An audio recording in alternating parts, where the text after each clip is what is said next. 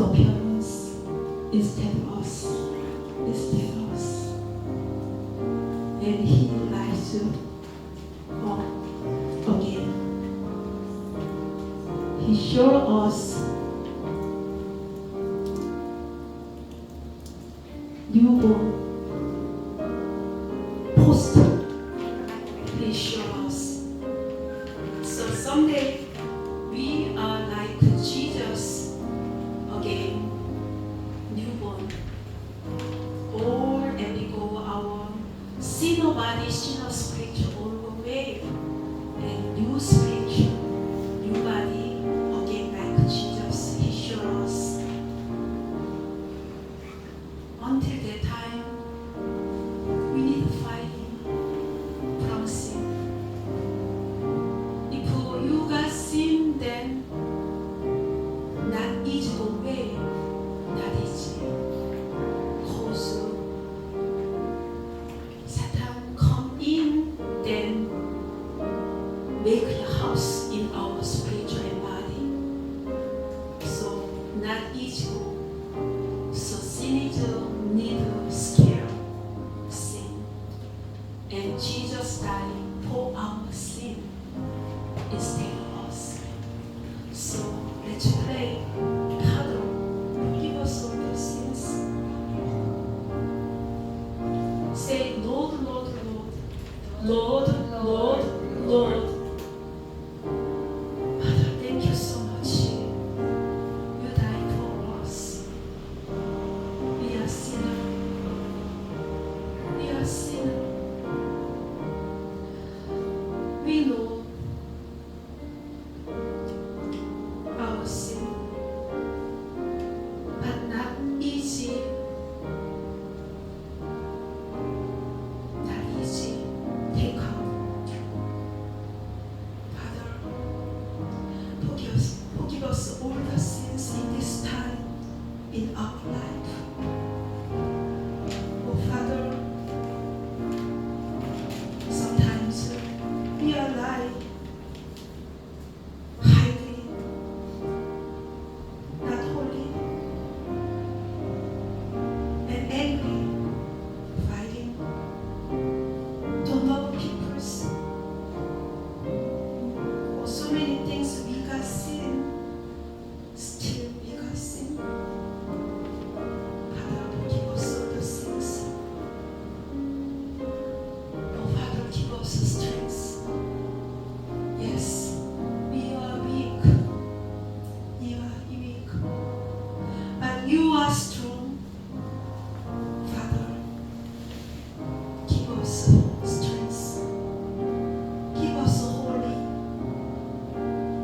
Give us more wisdom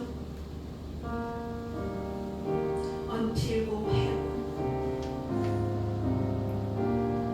Oh Father, make us, hold us, heal us, use us. Thank you so much. Today is Easter. You rise up today. Father,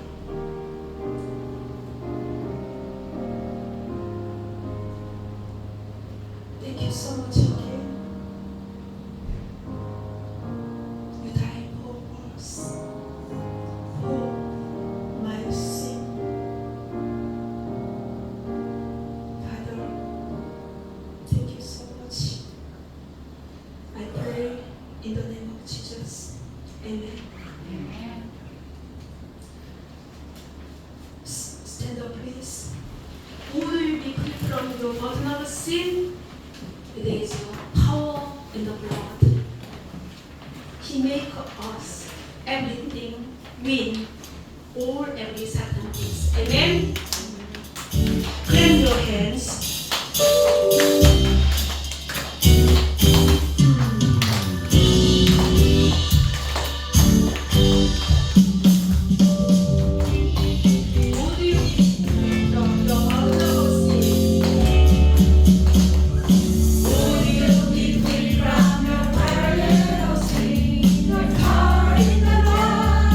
Heart in the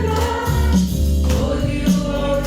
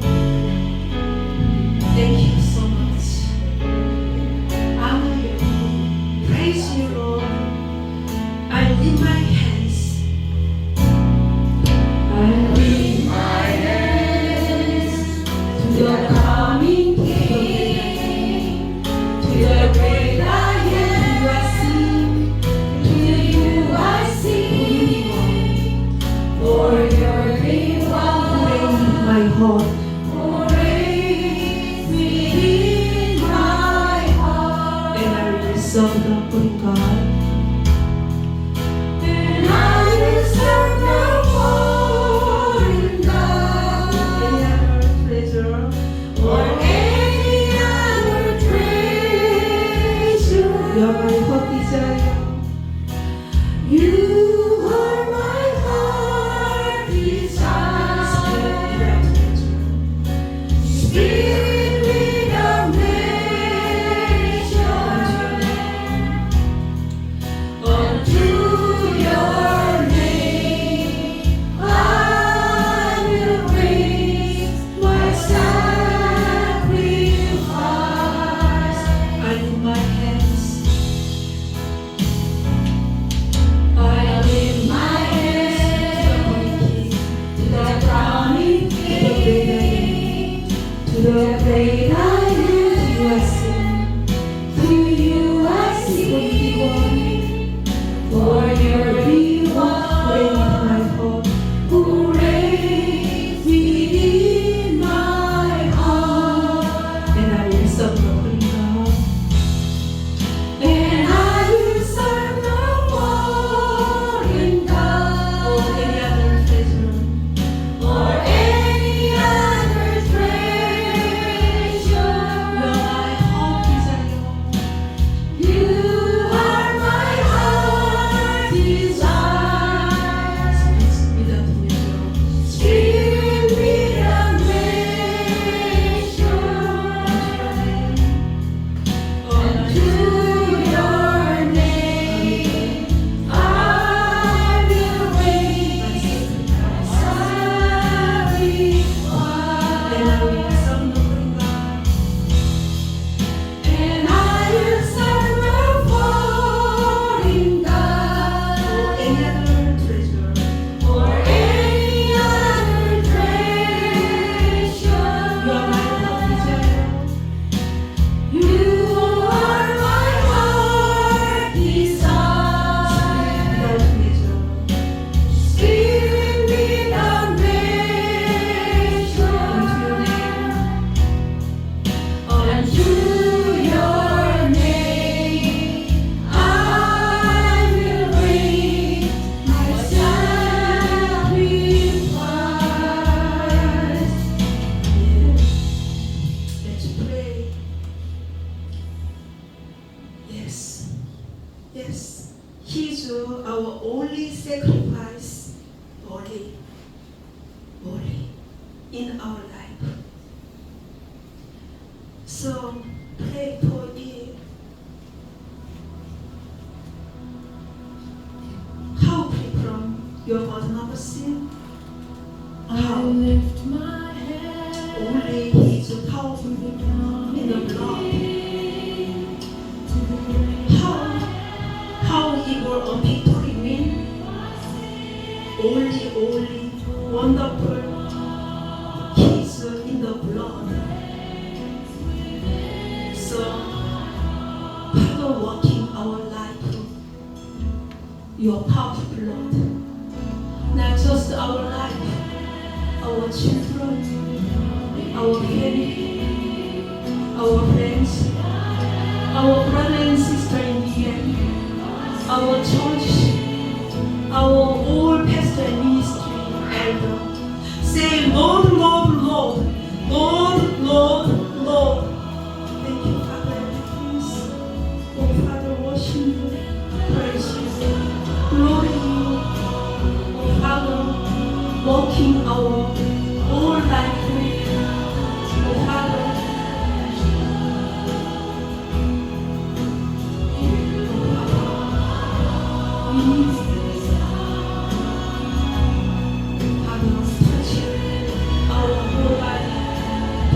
your blood, your powerful blood, not just us.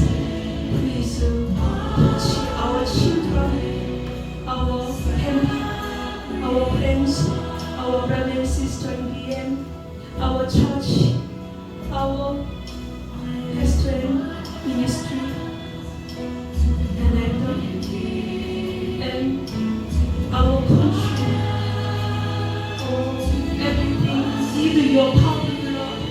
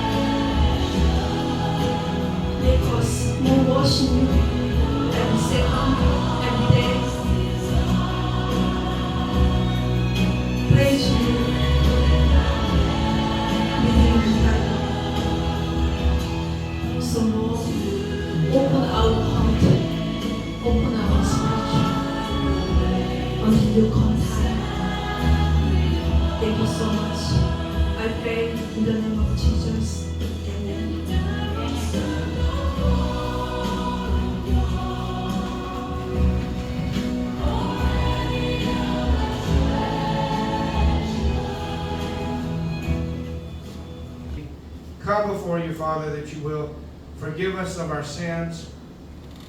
And Father, we ask that you will prepare our hearts and our minds, Father, to receive your word.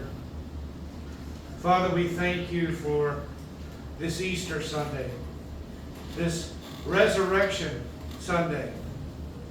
Father, we thank you, Father, for sending your Son to die on the cross for our sins. We thank you, Father, that you raised him to life in 3 days. And Father, when you raised him, you raised us with him, in him. So Father, we thank you that you sent your Son to pay the penalty for our sin and to give us life. Father, I pray that during this time of worship, Father, that you may speak to us, that you may instruct us and teach us. Father, we pray that your word will draw us closer to yourself. Father, draw our hearts, Father, that we may desire to live in your presence, Father, to live in your word, Father, always wanting to be near you in all that we do. Father, we thank you for this church. Father, we thank you for this ministry. And Father, we ask that all that we say and do here may give you honor, may bring you glory. Father, in the name of Jesus, amen. Amen. And amen.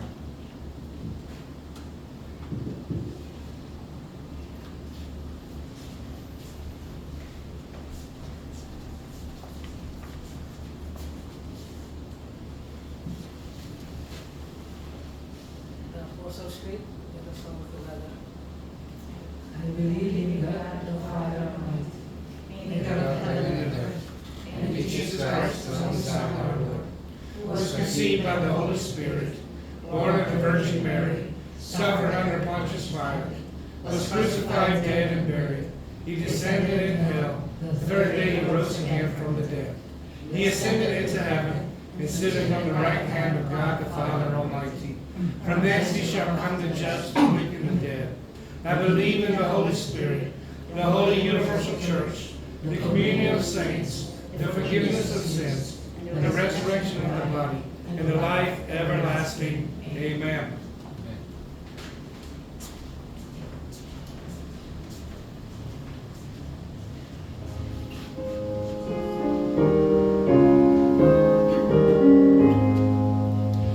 Praise God from whom all blessings flow. Praise Him, all creatures here below. Praise Him,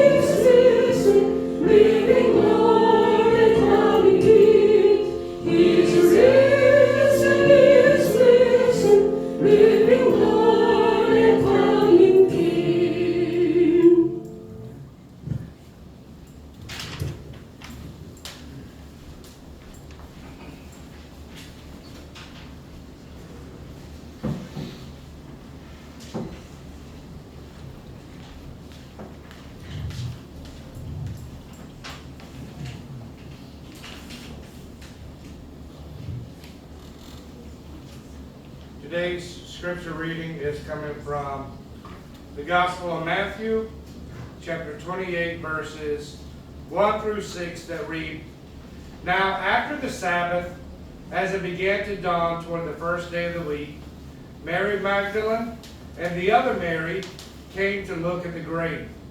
And behold, a severe earthquake had occurred, for an angel of the Lord descended from heaven and came and rolled away the stone and sat upon it. And his appearance was like lightning, and his clothing as white as snow. The guards shook for fear of him and became like dead men. The angel said to the women, Do not be afraid, for I know that you are looking for Jesus, who has been crucified. He is not here, for he has risen, just as he said. Come see the place where he was lying. This is the reading of God's word. You may be seated, and may I call Brother Goen to come and give today's message.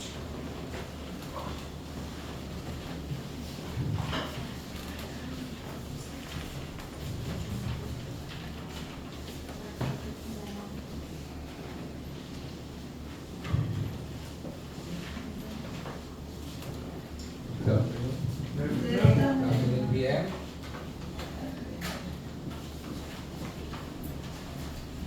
So we are now celebrating because we know that God, Jesus Christ is risen, right? So happy Easter to all, and can you please greet one another? Happy Easter. Happy Easter! He is risen. Easter! Easter, he is risen. So today is the last day of Holy Week, and it is one of the most meaningful events in our Christian calendar. But the question is, do we really know the true meaning of Holy Week, of this event? For most people, this is just a time to rest and to enjoy, right? Because this is a long holiday, especially back in the Philippines. This is a long holiday in the Philippines, right? Almost 1 week in the Philippines. So this is 1 week, yes, 1 week holiday. This is the time where people spend vacation, going to beach, right? Going to beach or traveling to other countries to have some fun and go shopping to other countries. And this is also the time that people go to their own provinces also to meet their family, relatives, and have some reunions with their friends and family. And for some people, they just stay at home naman po. Yung po yung mga walang pera. Pag walang pera, mga lang sa bahay. Di ba? So, they just watch TV, right? They just watch television and usually religious movie or anything that inspirational movies, thinking that this is enough so that they can meditate or celebrate the Holy Week. So, kung maalala nyo po dati, nung wala pang cable, di pa uso yung cable or di pa uso internet sa atin sa Pilipinas, di ba? Every Holy Week, ang palabas lang sa TV is yung 10 Commandments, right? Or kaya yung story ni Jesus. So, yun lang yung ating pinapanood. So, no choice. So, sigado tayo na yun po yung ating pinapanood. So, kung naalala nyo rin po, minsan yung mga kapitbahay din natin, nagpapapasyon. Ano yung pasyon? May pasyon, diba? So, tayo naman, Catholic, nasa Roman Catholic tradition. So, tayo naman, minsan, lalo na mga bata tayo, diba? Pupunta tayo doon, makikiupo tayo, pero kunyari, makikikain lang pala, di ba? Makikimerienda lang, libre snacks doon, di ba? So yun po yung tradition na ginagawa natin, tayo mga Roman Catholic pa po. So, well, all these things shows that it is a shallow understanding of Holy Week, right? So today it is my intention to present to you the true meaning of Holy Week and what is the importance of each day of this special week, of this Holy Week. And how, of course, how can we apply this in our everyday Christian life? Okay? So, I'm entitling this message, A Week of Love. Sa Tagalog po, isang linggong pag-ibig. Parang kanta lang, di ba? Parang kanta lang. Pero, mas malalim po ang kahulugan nitong ating message, A Week of Love. Dahil dito po natin makikita yung tinatawag na agape kind of love. So, ito po yung tinatawag na sacrificial love. This is the highest form of love. Ito po yung pinakamataas na antas ng pag-ibig, ng pagmamahal. At ang tanging makapagbigay lang po nito ay ang ating Diyos. So before we begin po, bago natin simulan ang ating pag-aaral, let's first ask the Lord for guidance. Let's pray. Let's go to the Lord in prayer. Our Heavenly Father, we thank you that we can study your word again. Please give us a teachable hearts that we may understand your message for today. Give us all the strength we need to comprehend all that is written in your word. Holy Spirit, please guide us. In Jesus' name we pray. Amen. So, what is Holy Week? What is Holy Week? Holy Week is a sacred time remembering the final days of Jesus' earthly life. So, ito po yung pag-ulitan natin sa last day, nung nabubuhay si Jesus dito sa lupa. For some of us, the story of Holy Week is very familiar. So, familiar na tayo dito. Napapanood natin o kaya nababasa natin. Of course, we can see the Jesus entering the donkey in the Jerusalem, riding on the donkey, the Last Supper with His disciples. Sa mga bahay natin, di ba? Meron tayong mga drawing, mga painting ng Last Supper. So, familiar tayo dito sa Last Supper. The agony in the Garden of Gethsemane, nung nagdasal si Jesus. And then Judas betraying Jesus with a kiss. And then Jesus carrying the cross and His crucifixion. So, familiar tayo sa mga events na yun, His death, and of course, His resurrection.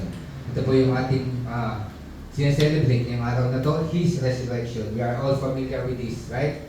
So, but do we know that each day carries a deep truth and lessons that have inspired believers for centuries? But sadly po, in our present day, halos hindi na alam ng karamihan ng Christians kung ano ba talaga yung kahulugan nitong Holy Week. Most Christians don't know the true meaning of this sacred week. So today we will pause for a while and give attention to these events. And I'm sure we can discover new meaning while studying on this event. Because every conversation, every action, and every spoken words here by Jesus Christ, all of that, Jesus had a purpose for that. It is all filled with purpose. And as we walk through these events, we will see how each day reveals more about God. Mas makikilala natin yung character ng God para natin mapapalapit tayo how His desires to draw us closer to Him.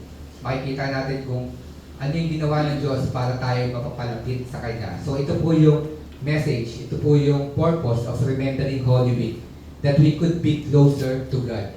Not to our families, not to our friends, not to our anything else. Of course, we need that, right? But that is not yung ibig sabihin ng Holy Week. Meron tayong ibang day para doon, right? Meron nga tayong all week, di ba? Meron tayong Mother's Day, meron tayong Parents' Day, meron tayong Children's Day, Teacher's Day, lahat na ng day, di ba? Meron bawat tao. So, ibigay natin yun sa kanila. Pero this Holy Week, ito po ay nakalaan para sa Diyos, para sa pagiging malapit natin sa Diyos. So, let's now begin. Let's now begin the first day of Holy Week. We started in Palm Sunday po. So, last Sunday, di ba? We celebrated Palm Sunday. So, ano ba to? Let me read to you the story of Palm Sunday. If you have your Bible, turn with me to Matthew chapter 21, verses 1 to 11. Matthew 21, verses 1 to 11. Babasahin po sa inyo ang storya ng Palm Sunday. Now when they drew near to Jerusalem and came to Bethphage, to the Mount of Olives, then Jesus sent 2 disciples, saying to them, "Go into the village in front of you, and immediately you will find a donkey tied, and a colt with her. Untie them, and bring them to me. If anyone says anything to you, you shall say, 'The Lord needs them,' and He will send them at once." These took place to fulfill what was spoken to the prophet, saying, "Say to the daughter of Zion, Behold, your king is coming to you, humble and mounted on the donkey, on a colt, the foal of the beasts of the burden." The disciples went and did as Jesus had directed them. They brought the donkey and the colt and put on them their cloaks, and He sat on them. Most of the crowd spread their cloaks on the road, and the others cut branches from the trees and spread them on the road. And the crowds that went before Him and that followed Him were shouting, "Hosanna to the Son of David! Blessed is he who comes in the name of the Lord. Hosanna in the highest. And when he entered Jerusalem, the whole city was stirred up, saying, Who is this? And the crowd said, This is the prophet Jesus from Nazareth of Galilee. So most of us here came from a Roman Catholic background. Yes, so we are familiar with this, how Roman Catholic celebrated this event, diba? In the Philippines, tawag natin dito Palaspas. Linggo ng Palaspas, right? Kung naalala nyo, bibili tayo ng Palaspas, yung tangkay, diba? Tangkay ng puno. Pagtapos ng misa, so may misa yan, every Sunday, right? So pagtapos ng misa, yung pare, dadaan siya sa gitna ng simbahan, tapos tayo, ang gagawin natin, i-wave natin yung mga palaspas natin, right? I-wave our palms. Tapos, kailangan, gusto natin matalsikan ng holy water, right? Kailangan matalsikan ng holy water yung mga palaspas natin para mas powerful daw, di ba?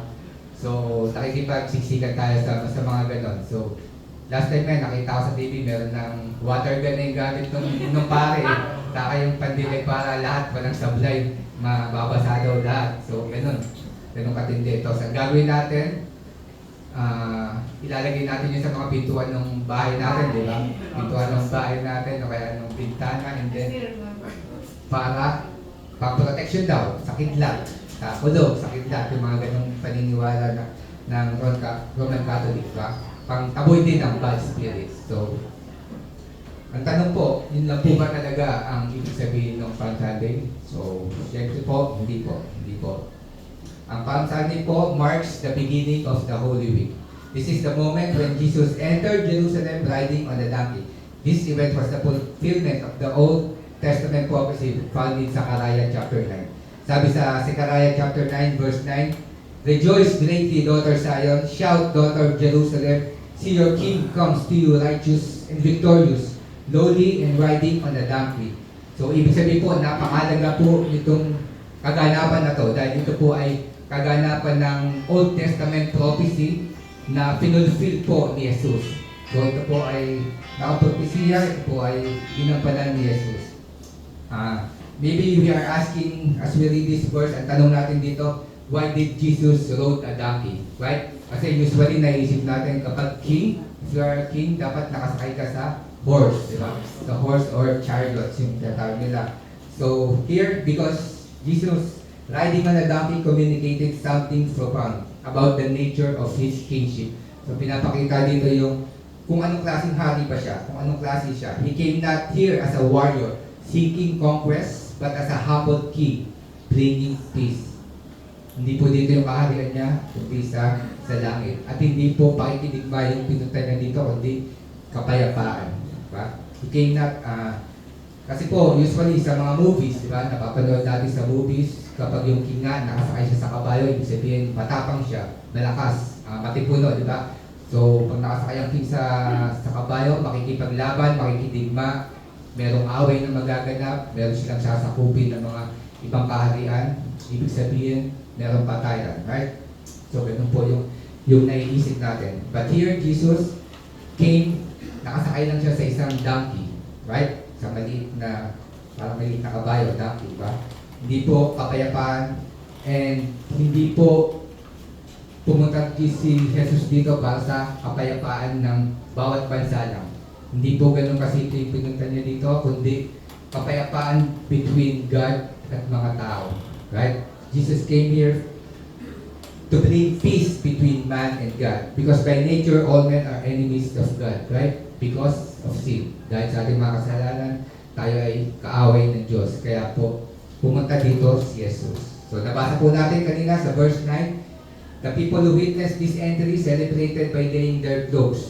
So, nung pumasok daw si Jesus, nilakad nila yung tinatagan nila. Tapos, kumbaga, kung iisipin natin to in the modern days, para siyang red carpet. Nilatagan si Jesus ng red carpet. Ibig sabihin, ganun po kahalaga yung pagtanggap nila kay Jesus. Ibig sabihin, ganun kahalaga yung pagrespeto nila kay Jesus nung mga oras na yun. Winelcome nila si Jesus nung mga palm branches din nila. And they were shouting, sabi nila dito, Hosanna, Hosanna to the Son of David. So yung word na Hosanna po, ang ibig sabihin po nun is save us. Please save us. iligtas mo kami, Hosanna. Yun po yung sinisigaw nila. Ang tanong, save from what? Saan sila ililigtas, di ba? Nagsusumamo sila na iligtas po kami. Ligtas saan? Saan nila po gusto mailigtas? So, that time po kasi yung Israel, sila po ay under nung Roman colony. Nasa ilalim sila ng mga Romano that time. So, they were expecting na meron pong savior, meron na tagapagligtas na darating. So, as a king that will save them from Roman oppression and restore Israel's glory. So, yun po yung inaasahan ng mga tao. So, napakataas talaga ng expectation nila kay Jesus noong time na to. Kasi iniisip nila, ito na. Ito na yung magliligtas sa atin, ito na yung magpapalaya sa atin sa pananakop ng mga Romano. So, they recognize Jesus as the promised Messiah, the one who would bring salvation. Ito po yung inikaya nila na tagapagligtas. Ito po yung kanyang iniisip. But however, their understanding of salvation was very different from what Jesus came to offer. Because they long for a political savior. Gusto nila political savior, someone who would liberate them from Roman oppression. But Jesus came to provide much more deeper freedom. Not just political freedom po, but Jesus will provide for them spiritual freedom. Meaning freedom from sin na po. Diba? The entrance of Jesus in Jerusalem was the beginning of His path to the cross. Later on, we will see na almost all of the crowd will welcome Him, will praise Him, and will just in few days cry out also for salvation. Makikita natin na yung halos lahat ng mga tao na nandun na na-welcome sa Kanya, na umaasa na siya yung tagapagligtas. Later on po, makikita natin na halos sila din po yung grupo ng mga tao na sisigaw naman na ipako siya sa krus. Pako ng Kristo sa krus. Jesus knew this. Alam po ni Jesus na mangyayari ito. But still, he did it. Pinagpatuloy pa rin niya kung ano yung gagawin niya. His focus was on fulfilling the will of the Father, regardless of the cost. Even those people failed to see the true purpose of His coming po, ay tinuloy pa rin. Kasi magkaiba. Iba yung pananaw ng mga tao sa kung bakit dumating si Jesus Christ. You see, Palm Sunday is a day of complete contrast. Because in one hand po, para dun sa mga tao, sila po ay umaasa. Ito po, sila ay nagse-celebrate. They are hoping for siya na yung darating na tagapagligtas. But on the other hand naman, para kay Jesus, this is pain and betrayal. Dahil alam niya na the same na mga tao nga ito, sila din yung bandang huli ay magpapapako sa kanya sa krus. So this sudden shift is a reminder of how temporary human approval can be and how quickly people turn away when their expectations are not met. Di po ba? But Jesus remains steadfast. His purpose was not to win the approval of men, but to accomplish the mission set before Him, to lay down His life for the salvation of the world. So, ganyan po tayo mga tao, hindi po ba? Kapag hindi na-meet ng isang tao yung ating expectation, of course, disappointed tayo, di ba? Halimbawa na lang sa politika, nung nakaraang eleksyon, may mga tumakbo ng presidente, nangako sila na babaguhin nila ang bansa Pilipinas. Nang nakangampanya sila, pinangakuan nila na meron silang vision. Sabi nila, wala nang mga taong magtatrabaho sa ibang bansa. Diba? Wala ng OFW dahil bibigyan ko ng trabaho ng lahat ng Pilipino at papauwiin ko dito sa bansang Pilipinas.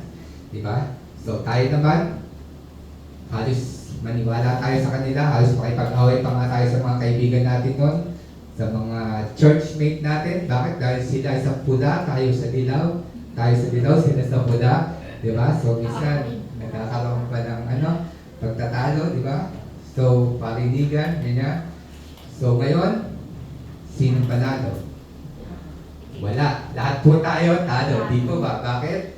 Dahil hanggang ngayon, nandito pa rin tayo sa Korea sama-sama. Ibig sabihin, hindi natupad yung pangako ng mga kumanditado na yun, di ba? At ibig sabihin, pero binoto natin sila, di ba? Isa tayo din sa mga bumoto kung sino man yung nanalo na yun, binoto natin sila.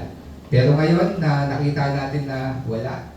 Nandito pa rin tayo sa Korea, alipin pa rin ang Korea, walang nangyari sa kanilang mga pangako. So, tayo naman ngayon ang number 1 na basher nila. Di ba? Tayo naman ngayon nakikisabi, pababain sa pwesto, di ba? ganun lang yun, di ba? Kasi nga, hindi na-meet yung ating expectation. Pero isa rin tayo sa pumoto sa kanila. Diba? At hindi lang po ito sa politika, maging sa Christianity po, Christianity ay ganito din po. Nang tayo po maging Kristiyano, naglingkod sa Diyos, we're expecting na magiging maayos ang ating buhay araw-araw. Diba? Siyempre, Kristiyano na ako, sumusunod ako, malamang i-bless ako nito araw-araw, di ba? Dahil nagsisilbi tayo sa Diyos, pero hindi po ito nangyari, di ba? Of course, dahil minsan po, kahit Kristiyano na, ay nagkakaroon ng problema, pagsubok sa buhay, kaya minsan disappointed tayo sa Diyos, di ba? Kaya pag nagkaroon tayo ng malalang problema, nagkaroon tayo ng pagsubok sa buhay, nagkaroon tayo ng sakit, maraming problema, tinatanong natin ng Diyos, Diyos, bakit ako pa, bait-bait ko naman, bakit nyo pa sa akin ito binigay? Bakit hindi na lang dito sa katabi ko? Hindi mo. So, joke lang, diba? So, as we think, joke lang. So, as we think about Palm Sunday, we're invited to reflect on our own view of Jesus Christ po. Are we like the crowd who wants a Savior that fits our desires and expectation? Or do we hope for a Messiah who will solve all our problems, or all our wants, diba? Or are we willing to accept Him as who truly is? Kung sino ba talaga siya? Kaya ba natin siya tanggapin kung sino talaga ang Diyos? The humble King who offers us peace and call us to surrender our life to Him. So let us trust His plan po.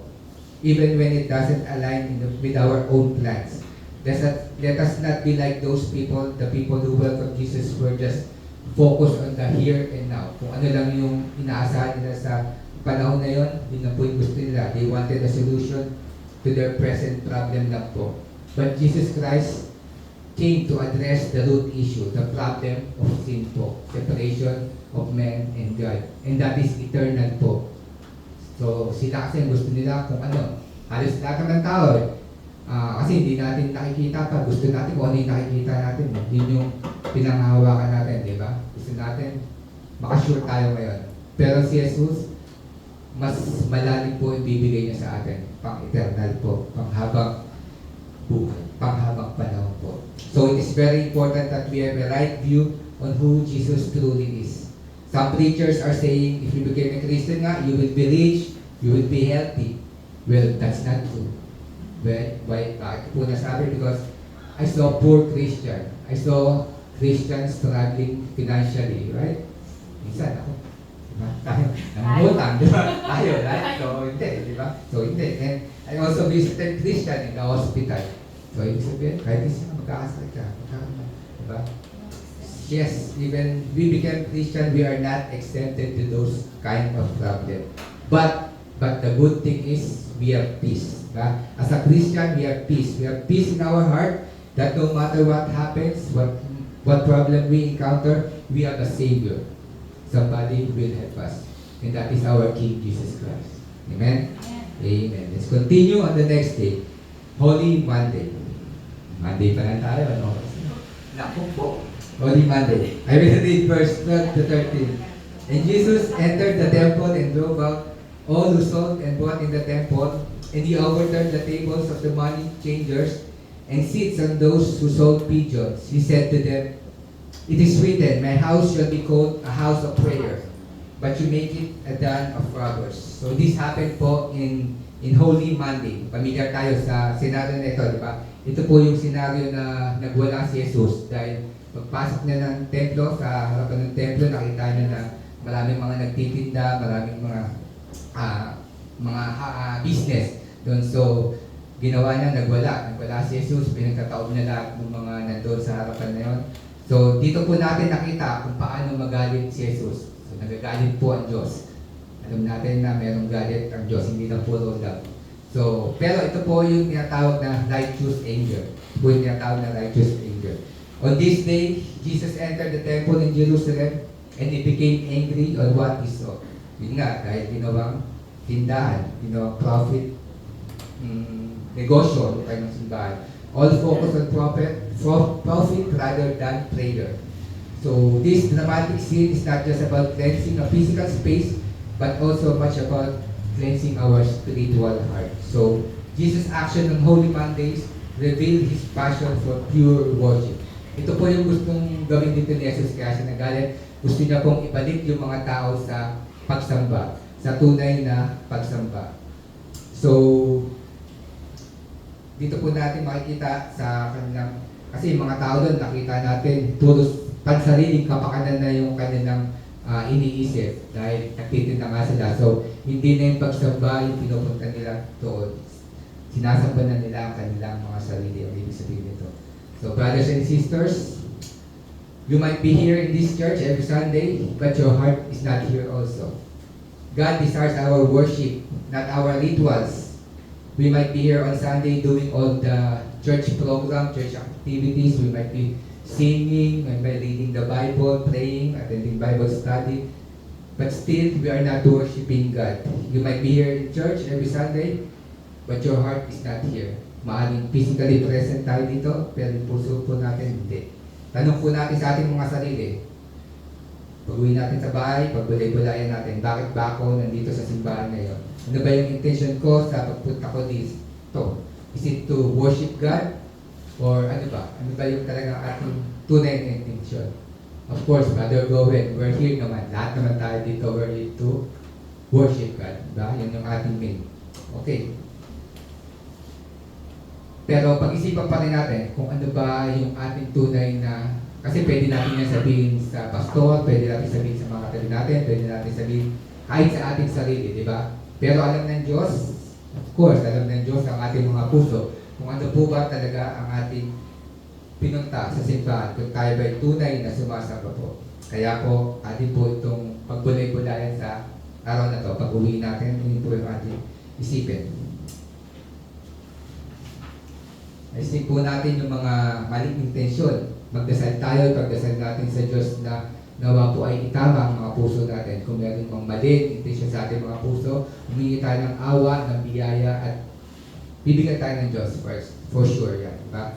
Sabi sa 1 Corinthians chapter 6 verse 19, sabi ni Paul dito, do you not know that your bodies are temples of the Holy Spirit who is in you, whom you have received from God?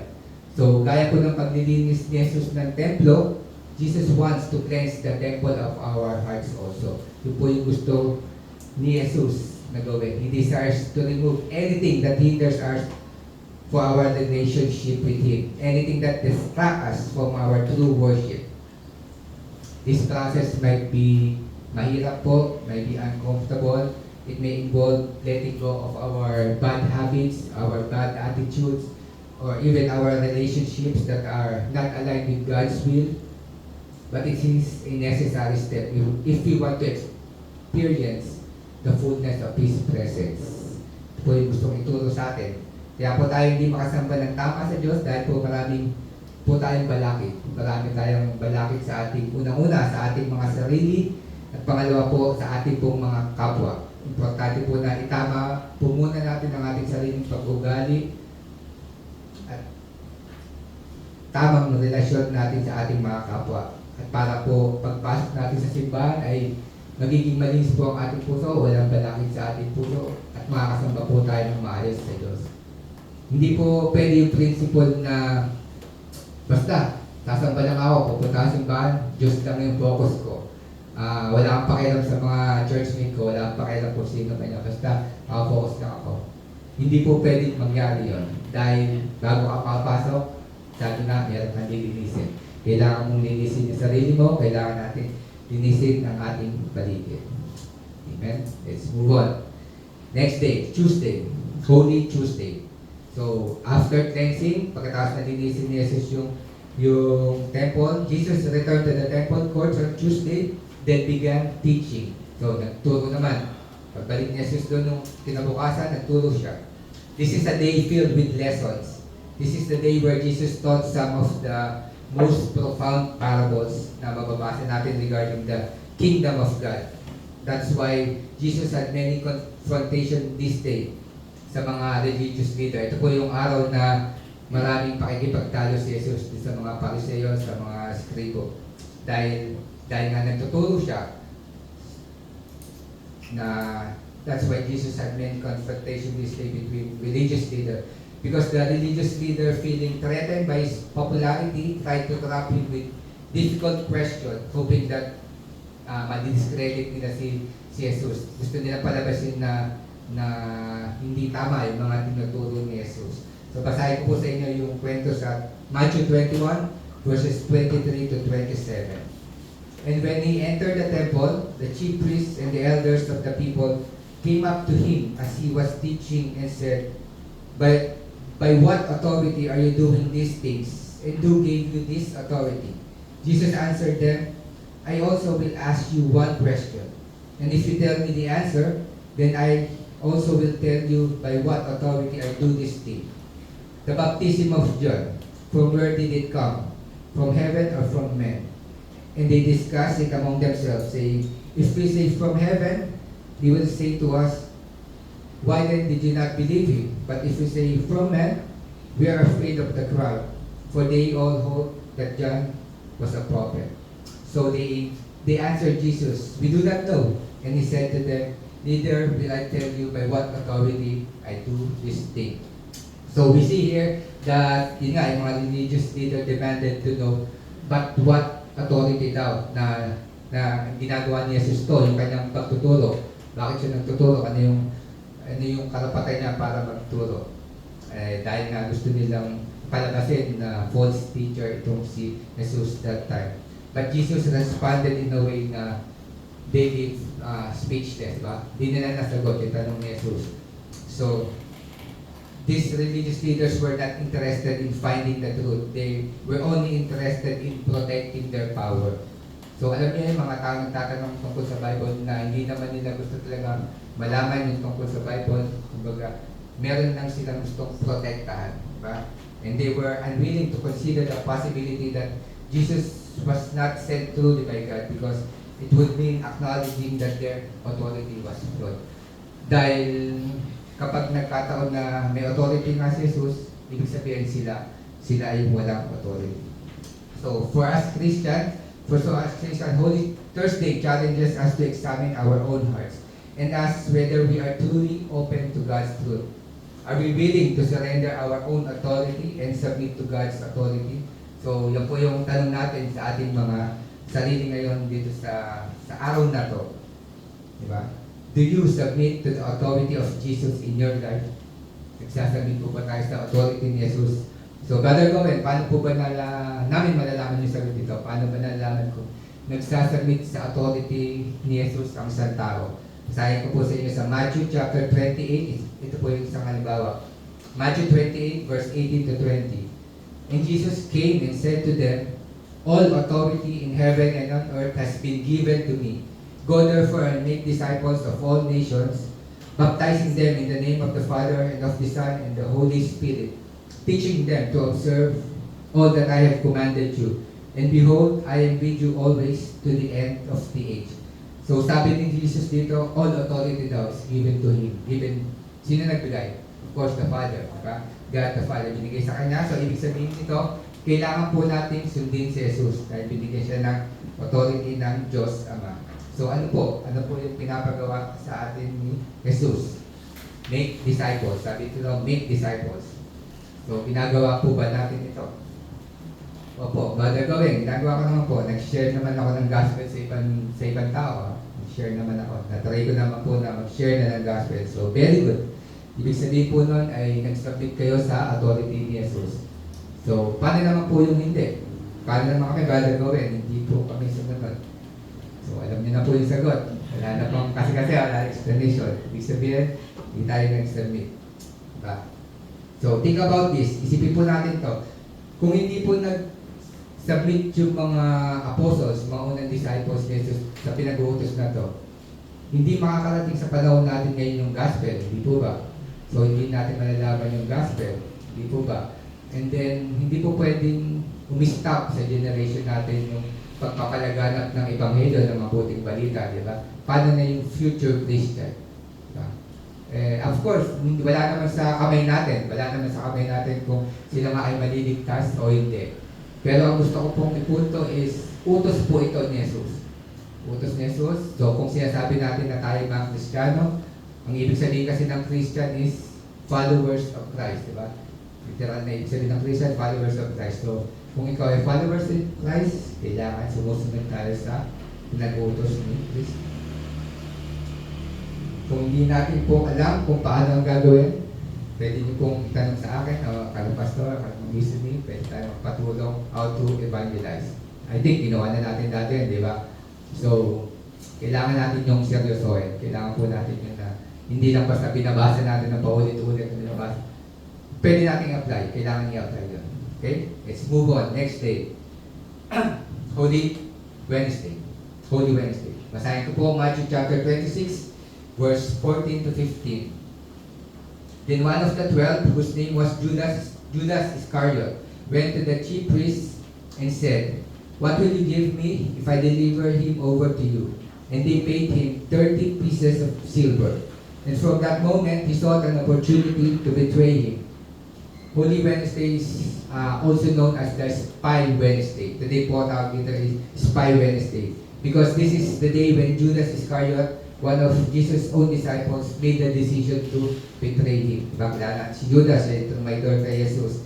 The event of this day reminds us of the painful reality of betrayal and the tragic consequences of rejecting grace. So Holy Wednesday is a day that we truly realize human weakness. Dito natin makikita kung gaano talaga kahina ang mga tao. Diba? It's a day that shows the darker sides of human, kung gaano kasama talaga yung tao. Imagine, isipin natin, si Judas, nakasama niya na si Jesus, diba? Talaga kasama niya, higit sila. 3 years niyang kasama, nakita niya yung miracle ni Jesus, lahat nung pagtuturo ni Jesus, kung paano magpakita nagmamahal sa kanya si Jesus. Pero, at the end, nagawa pa rin ng traitor si Jesus, diba? But we need to understand first that this decision of Judas was more than a momentary lapse in judgment. Hindi po nagising na lang si Judas ng isang araw na sinabi niya na, ay, tataraydorin ko si Jesus, pagkakaluluwa ko si Jesus.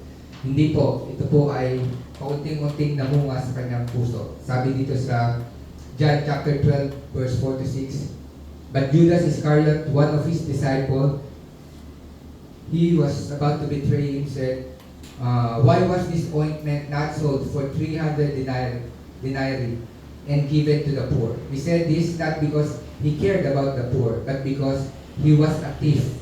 And having charge of the money bag, he used to himself to what was put into it.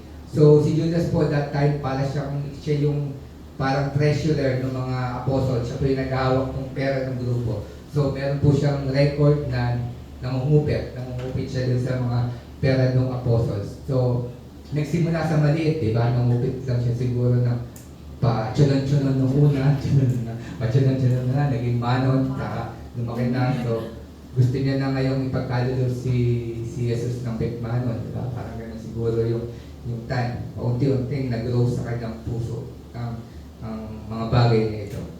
Judas might have initially followed Jesus with hope and believing that Jesus would become a powerful political leader. So naisip niya, pag sumama ako dito, pag naging tagasunod ako, of course, magiging powerful din ako, magkakaroon ako ng influensya sa mga tao. Diba?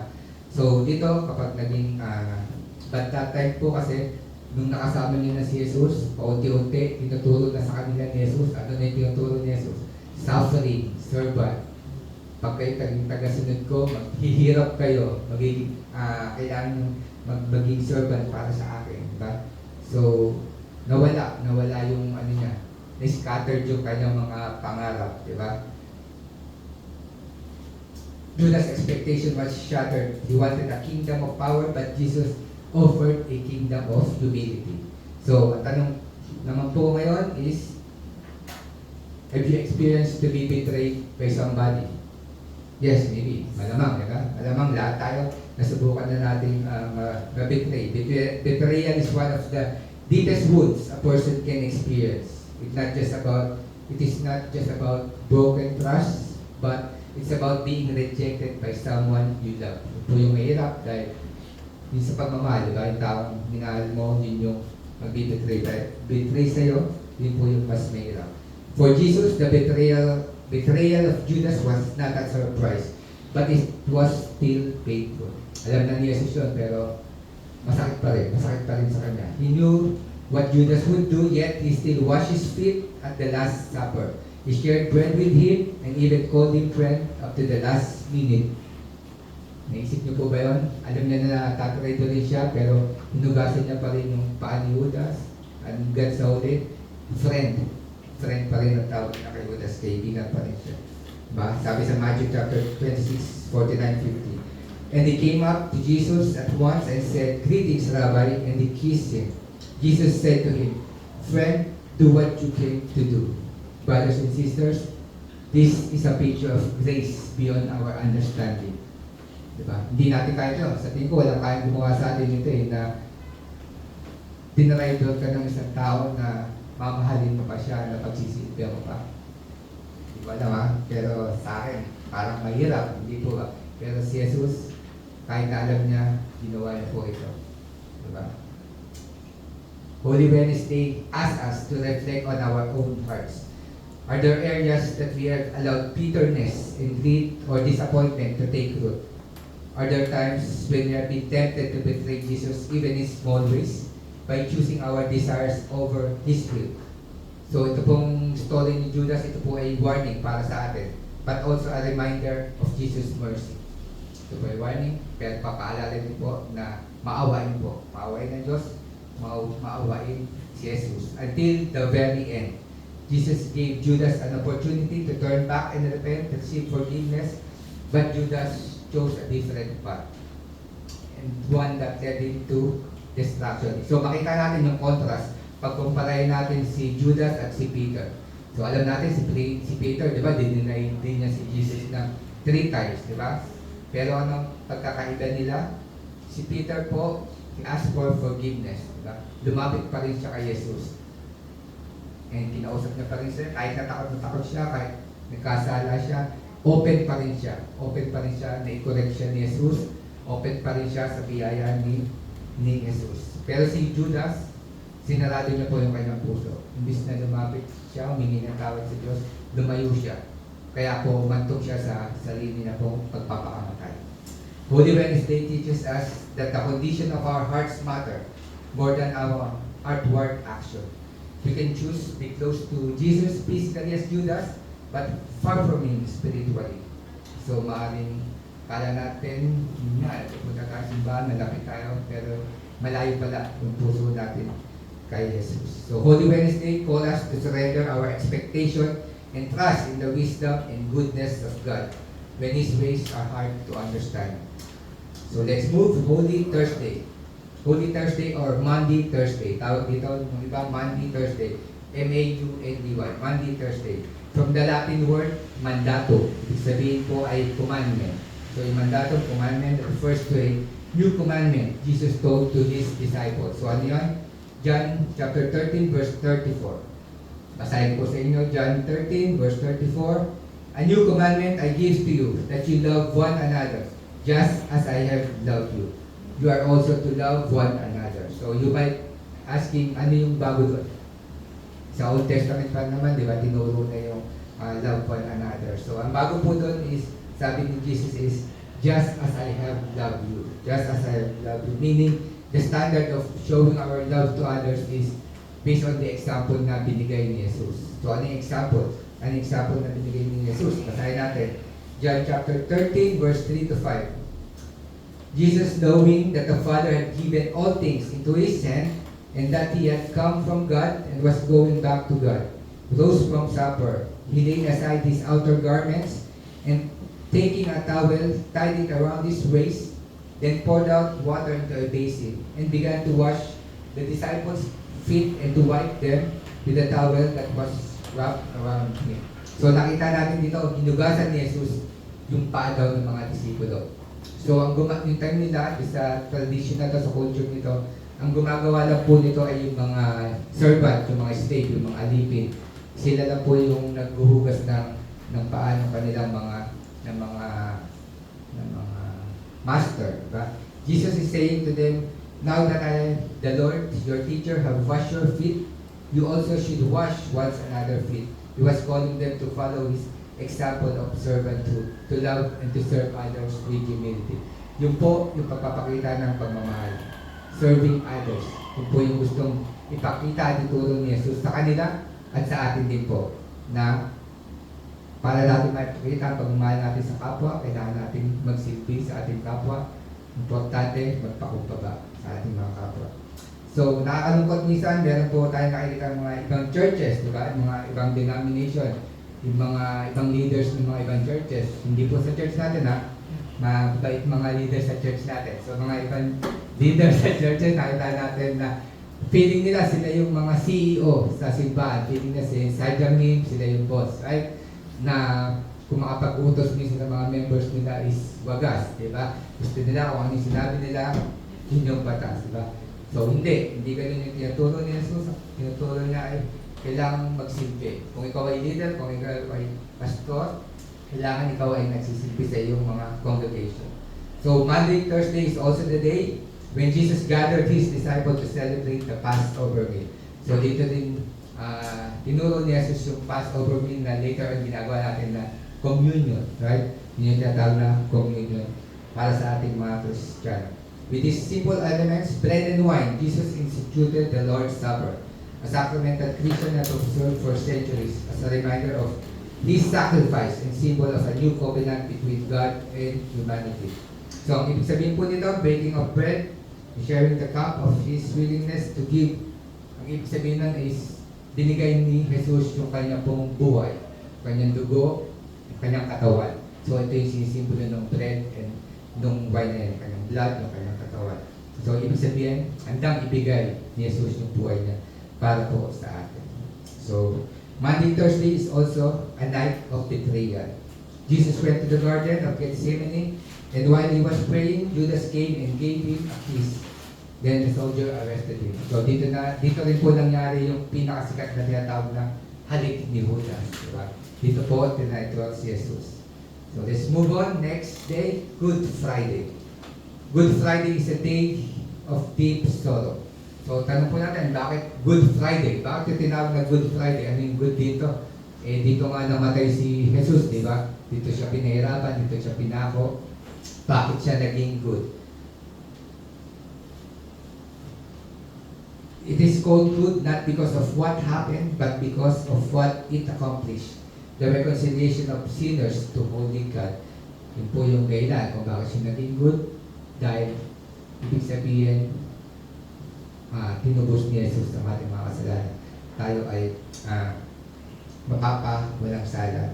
We are all familiar with what happened on that day. Madalas po napapanood natin, nababasa. Alam natin, ito yung pinaka-familiar na scene, yung Friday, Good Friday. The soldier bring Jesus to the high priest, kay Caiaphas, di ba? Kay Caiaphas, then at around 6 a.m., he was turned over to Pontius Pilate.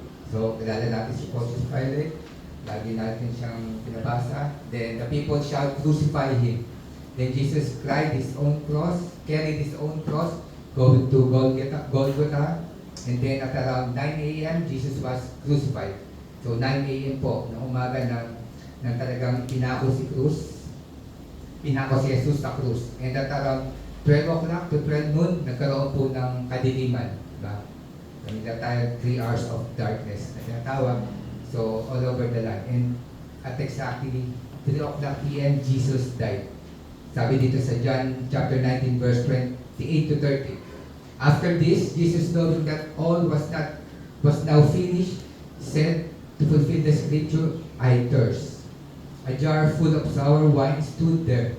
So they put the sponge full of the sour wine on a hyssop branch and held it to his mouth. When Jesus had received the sour wine, he said, "It is finished. It is finished." And he bowed his head and gave up his spirit. So sabi ni Jesus, bago siya mamatay, it is finished.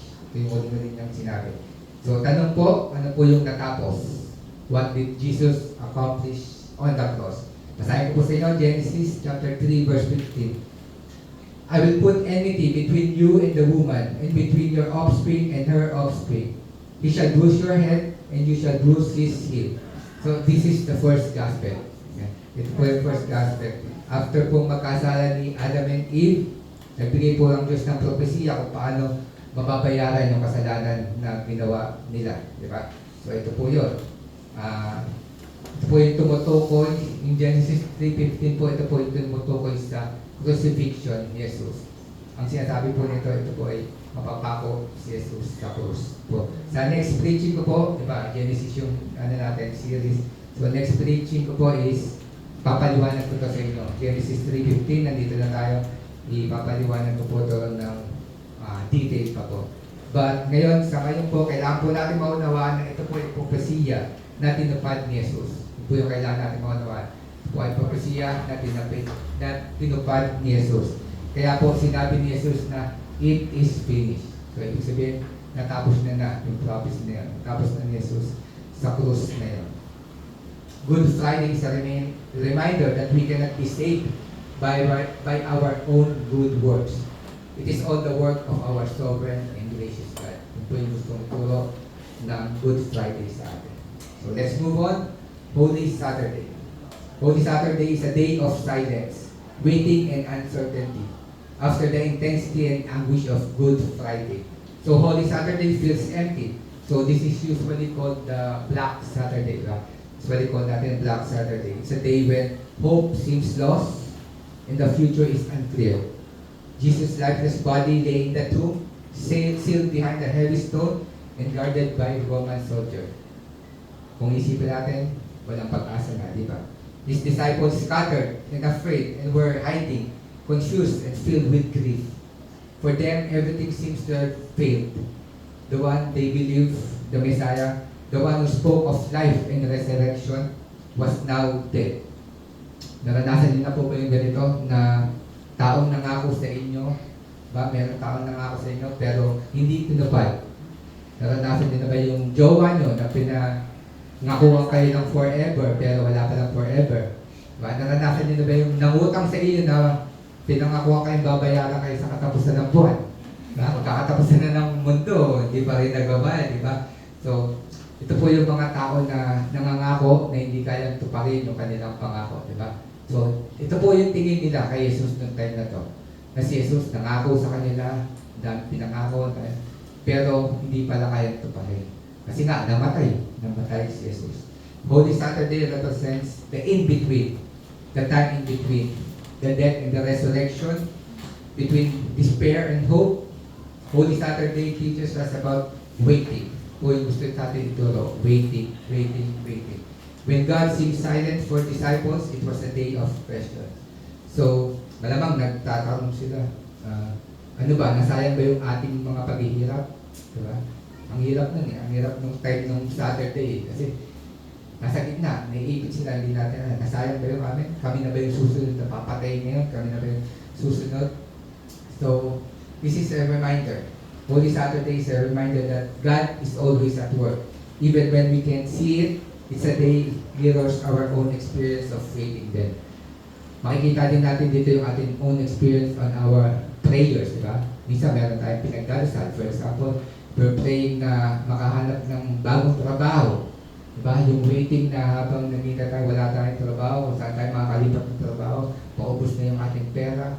Ano ba? Diba? Doon matutest yung ating faith. Yung ating waiting na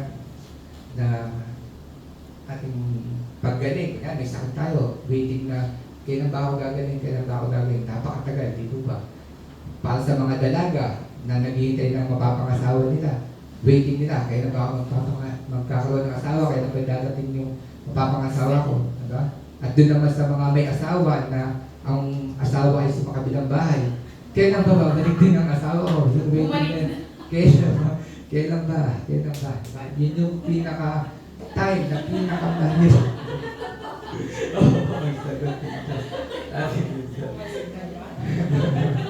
Holy Saturday teaches us that silence doesn't mean absence. God's delay are not His denials. The darkest night will give way to bright morning. So, let us wait in hope and trust, believing that even in silence, God is working out His perfect plan for us. So, yung po lang natin isipin, sa ating waiting, meron po plano ang Diyos, hindi po siya silent. So, let's move on. The next day, final day, Easter Sunday, the Resurrection Sunday. This is the glorious climax of Holy Week. This is the foundation of our Christian faith. It is the day that transformed despair into hope, mourning into joy, and death into life. So in this day po, everything changed na po. Jesus who has been dead and buried and now rose again from the grave. Basahin ko po sa inyo. Matthew chapter 28 verses 1 to 6. Ito na po yung ating text. Sisimula na po tayo. Now after the Sabbath, toward the dawn of the first day of the week, Mary Magdalene and the other Mary went to see the tomb. And behold, there was a great earthquake, for an angel of the Lord descended from heaven and came and rolled back, and the stone sat on it. His appearance was like lightning, and his clothing white as snow. And for fear of him, the guard trembled and became like dead men. But the angel said to the woman, "Do not be afraid, for I know that you seek Jesus who was crucified. He is not here, for he has risen. He has risen." Do you know what the meaning of this? Alam po ba natin ibig sabihin ito? This means that the Father accepted the sacrificial death of Jesus Christ. Ibig sabihin nung binuhay siya, accepted, tinanggap yung sakripisyo. Ano ibig sabihin ng para sa atin? Our sins are now forgiven because of Jesus Christ. For some of Christians, this means that we have hope that death is not the end. Because Jesus lives, we know that every promise of God is true. So ito po yung panghawakan natin na hope. Na nabuhay si Kristo, na tayo din po ay mabubuhay. So Brother Gowin, ano na ngayon? Ano na ngayon ang gagawin namin nang malaman namin na nabuhay na nga si Jesus? So tignan natin kung ano yung ginawa ng mga unang nakaalam ng nabuhay si Jesus. Continue ka pagbabasa. Then go quickly and tell his disciples that he has risen from the dead.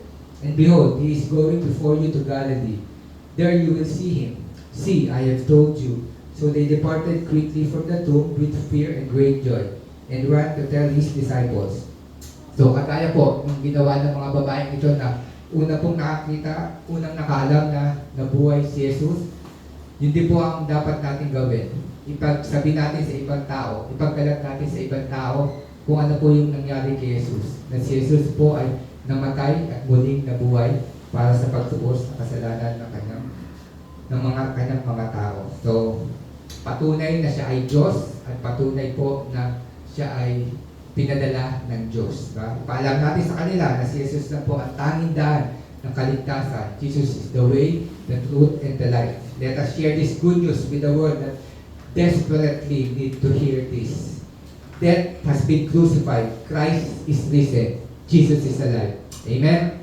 Amen. Let's give God a clap of praise.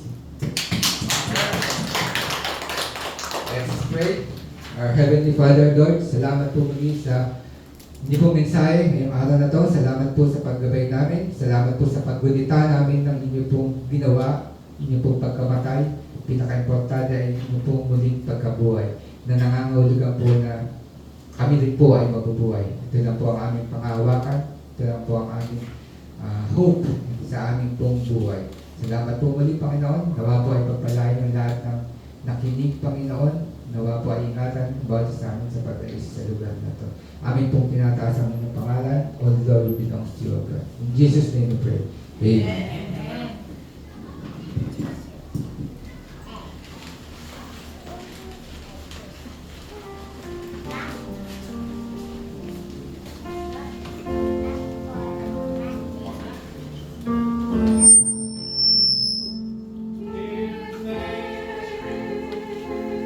With a grateful heart, give thanks to the Holy One.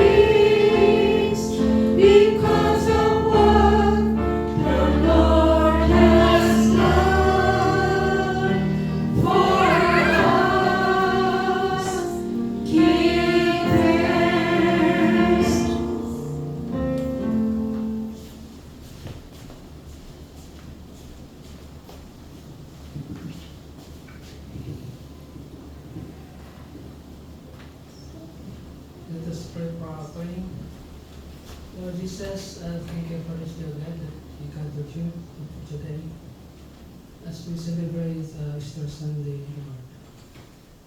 Thank you, Lord, for your love for us. Thank you, Lord, for your kindness for us. Thank you for your unconditional love for us, O Lord. That you died on the cross just to redeem our sin. Maraming salamat po, God, sa iyong pagtubos ng aming kasalanan. At patuloy niyo po kaming binabantayan at hinigibayan ka sa lahat ng mga gawain. Ganun po sa aming pamilya. May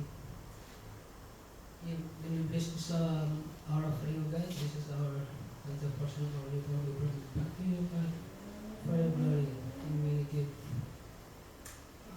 more abundance to our brothers and sisters who give this offering. And thank you, Lord. We ask this for Christ, this is we pray. Stand up, please.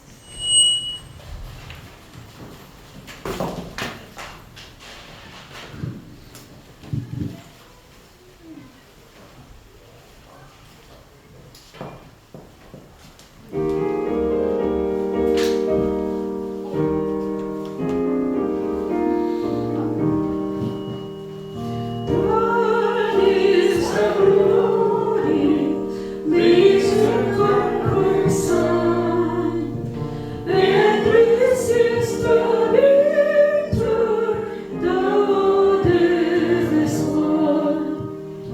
Angels sing thy raiment, Lord of stone obey.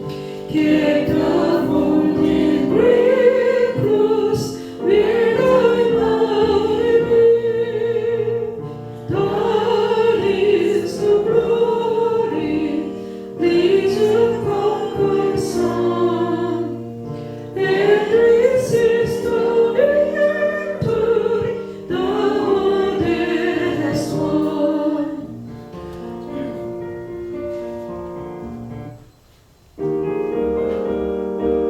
Second verse.